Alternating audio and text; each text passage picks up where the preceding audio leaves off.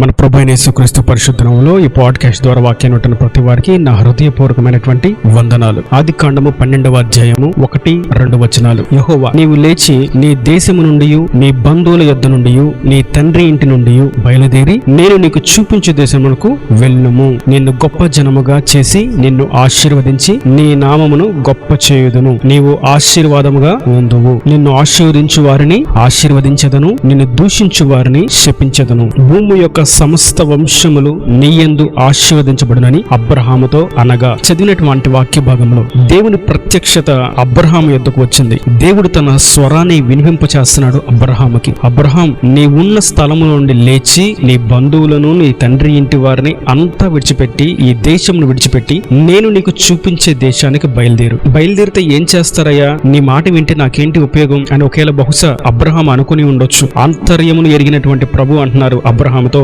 నిన్ను నేను గొప్ప జనముగా చేస్తా, నిన్ను నేను అత్యధికంగా ఆశీర్వదిస్తాను, నిన్ను ఆశీర్వదించిన వారిని నేను ఆశీర్వదిస్తాను, నిన్ను దూషించిన వారిని నేను శపిస్తాను. భూమి యొక్క సమస్త వంశావళులు కూడా నీ ద్వారా ఆశీర్వాదించబడే విధంగా నేను నిన్ను నిలబెడుతున్నాను. అబ్రహాముకి ఇంత శ్రేష్టమైనటువంటి వాగ్దానం రావడానికి ఒక మూల క్రియ ఒకటి జరిగింది. నేడు మనం గుర్తించవలసినటువంటి మాట ఇదే. ఆ మాట ఏదనగా 11వ అధ్యాయము 32వ వచనం, అనగా 12వ అధ్యాయం మొదటి వచనానికి ముందు భాగం ఏం జరిగింది? అబ్రహాము యొద్దకు దేవుని యొక్క ప్రత్యక్షత రావడానికి గల కారణం, ప్రత్యక్షత రావడానికి ముందు ఏం జరిగింది అనే విషయాన్ని మనం 11వ అధ్యాయం 32వ వచనంలో చూస్తాం. ఆదికాండము. తేరహు బ్రతికిన దినములు 205 ఏళ్ళు. తేరహు హారానులో మృతి పొందెను. ఇంతే, ఈ వాక్యమే అక్కడ ఉన్నమాట. తేరహు అనగా అబ్రహాము యొక్క తండ్రి. మనం 27వ వచనంలో చూస్తాం. తేరహు వంశవళి ఇది. తేరహు అబ్రహామును నాహోరును హారానును కనెను. తేరహుకు 3 కుమారులు, అందులో పెద్ద కుమారుడి పేరు అబ్రహాం. దీన్ని బట్టి మనం గుర్తించవలసింది,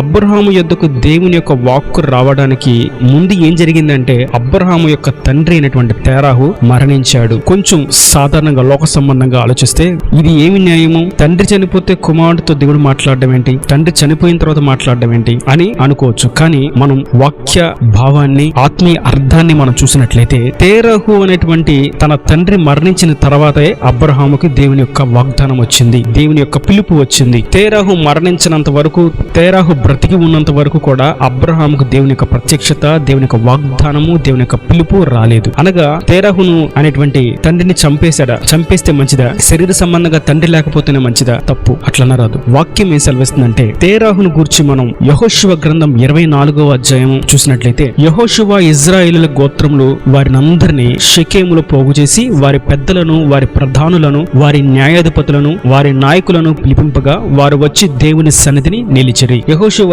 అన్ని గోత్రాల వారిని పిలిచాడు. అందరూ వచ్చి నిలబడ్డారు. యెహోషువ న్యాయాధిపతి అక్కడ. 2వ వచనం, యెహోషువ జనులందరితో ఇట్లనెను, ఇశ్రాయేలుల దేవుడైన యెహోవా చెప్పునదేమనగా, ఆది కాలము నుండి మీ పితరులు అనగా అబ్రహామునకును నాహోరునకును తండ్రి అయిన తేరహు కుటుంబీకులు నది అద్దరిని నివసించి ఇతర దేవతలను పూజించిరి. అయితే నేను నది అద్దరి నుండి మీ పితరుడైనటువంటి అబ్రహామును తోడుకొని వచ్చిన కనాను దేశమందంతటా సంచరింపచేసి అతనికి సంతానమును విస్తరింపచేసి అతనికి ఇస్సాకునిచ్చితిని. ఇస్సాకునకు నేను యాకోబును ఏశావులను ఇచ్చితిని. శేయీరు మన్యములను స్వాధీనపరుచుకున్నట్లు వాటిని ఏశావుకు ఇచ్చితిని.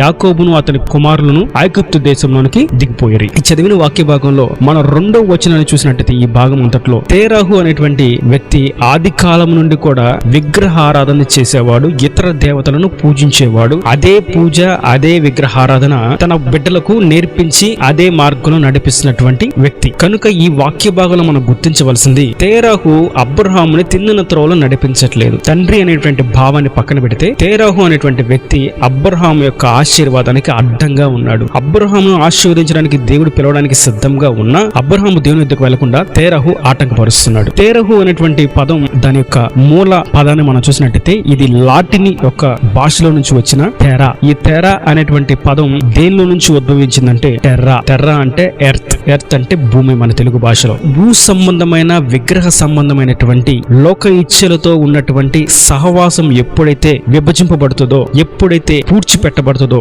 ఎప్పుడైతే మృతి నొందిద్దో అప్పుడు దేవుని యొక్క పిలుపు, దేవుని యొక్క వాగ్దానము వారి జీవితంలో పొరచూపుతుంది. దేవునికి మహిమ కలుగును గాక. కనుక తేరహు అనుభవాలు అబ్రహామును బయటకు వెళ్ళనివ్వు. తేరహు చూస్తే తేరహు సొంత తండ్రిని వదిలేసి అబ్రహాం ఇక్కడికి బయటికి రాలేడు. అట్లాని దేవుడు అబ్రహామును విడిచిపెట్టలేదు. అబ్రహామును దేవుడు ప్రేమిస్తున్నాడు. అబ్రహాం, నేను ప్రేమిస్తున్నానని ఆ అనుభవంలో నుండి విడుదల పొందేంత వరకు కూడా దేవుడు అబ్రహాము కొరకు ఎదురు చూస్తూనే ఉన్నాడు. మేబీ ఎన్ని సంవత్సరాలైందో మనకు తెలియదు, కానీ అబ్రహాం పుట్టిన నాటి నుండి దేవుడు ఒక ప్రత్యేకమైనటువంటి ప్రణాళిక కలిగి ఉన్నాడు. ఈ భావాన్ని మనం ఇర్మియా ప్రవచన గ్రంథంలో చూస్తాం. తల్లి గర్భంలో నీవు రూపింపబడక మునిపే నిన్ను గురించి నేను ఎరిగి ఉన్నాను, నేను ప్రతిష్ఠించాను, నేను పిలుచుకున్నాను, నేను ఏర్పరచుకున్నాను అంటున్నాడు. అబ్రహాముని గాని ఇప్పుడు ఈ వాక్యం వింటే నీతోనూ మీతోనూ ప్రభు సెలవస్తుంది. అబ్రహాముని ఏర్పరచుకున్నట్లుగా నిన్ను మిమ్మును మనందరిని ఆయన ఏర్పరచుకున్నాడు, ఆయన పిలుచుకున్నాడు. అయితే తేరాహు అనేటువంటి బంధం బ్రతికి ఉన్న సేపు, తేరాహు అనేటువంటి బంధంలో ఉన్నంత సేపు ఆశీర్వాదము రాదు, పిలుపు రాదు, వాగ్దానము రాదు. ఈ విషయాన్ని గుర్తించి మనం తేరాహు అనేటువంటి అనుభవాలను కట్ చేయాలి. విగ్రహారాధన,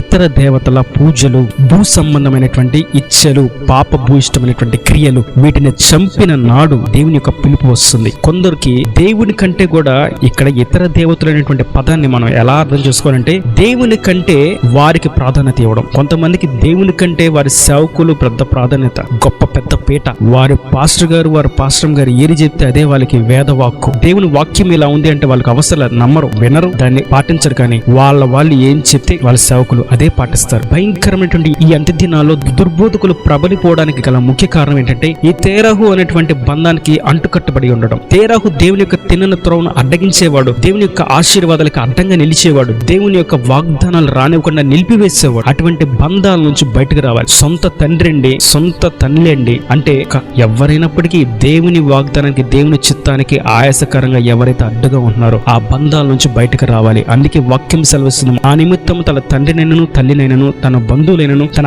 ఆస్తినైనను తన స్వాస్థ్యంనైనను విడిచిపెట్టువాడు యెహోవామందు 100 రెట్లు పరలోకమందు నిత్య జీవనం పొందుకుంటారు. ఇదే సత్యం, ఇదే వాస్తవం. తేరాహు నా తండ్రి నా తల్లి నన్ను కన్నారు, నన్ను పెంచారు అని వారు నడిపిస్తున్నటువంటి అనుభవాలు నడుస్తే, వాళ్ళు చెప్పింది మేము చేస్తామని నడుస్తే, వాళ్ళకి భయపడిపోతా ఉంటే దేవుని యొక్క పిలుపు, దేవుని యొక్క ఆశీర్వాదం రావడం దుర్లభం. కనుక ఈ వాక్యం వింటున్న నిత్యం ప్రభు సెలవిస్తున్న నేటి దినాన అబ్రహామును ఆశీర్వదించినట్లుగా నిన్నును ఆశీర్వదించడానికి దేవుడు ఎంతో ఇష్టపడుతున్నాడు. అయితే తేరాహు అనేటువంటి భూ సంబంధమైనటువంటి, భూ ఇష్టమైనటువంటి పాపపు క్రియల నుండి, తేరాహు అనేటువంటి విగ్రహ సంబంధమైనటువంటి బంధకాల్లో నుండి, సాతాను తంత్రాల నుండి బయటకు వచ్చిన ఎడల దేవుని పిలుపు స్పష్టంగా, దేవుని యొక్క వాగ్దానం నిశ్చయంగా మీ వద్దకు వస్తుంది. ఈ నా దేవుని మాటలు ప్రతి వాని హృదయంలో నీరు కట్టి ఫలింపచేయను గాక. తలలో ఉంచి కళ్ళు మూసినట్టయితే మీ కొరకు చిన్న ప్రార్థన. ప్రేమ స్వరూపీకరణ కటాక్షంగా తండ్రి నా ప్రభువా, వాక్యాన్ని ప్రతికబడి మీరు ఆశీర్వదించండి. తేరాహు అనేటువంటి అనుభవాల నుండి, వారి యొక్క బంధకాల్లో నుండి, విగ్రహారాధన, ఇతర దేవతల పూజల నుండి, నీ స్థాయిని, నీ మహిమను దొంగిలించేటువంటి బంధకాల నుండి వారు బయటకు వచ్చినట్లుగా, భూ సంబంధమైనటువంటి క్రియల నుంచి విడుదల పొందినట్లుగా వారిని ఆశీర్వదించండి, వారిని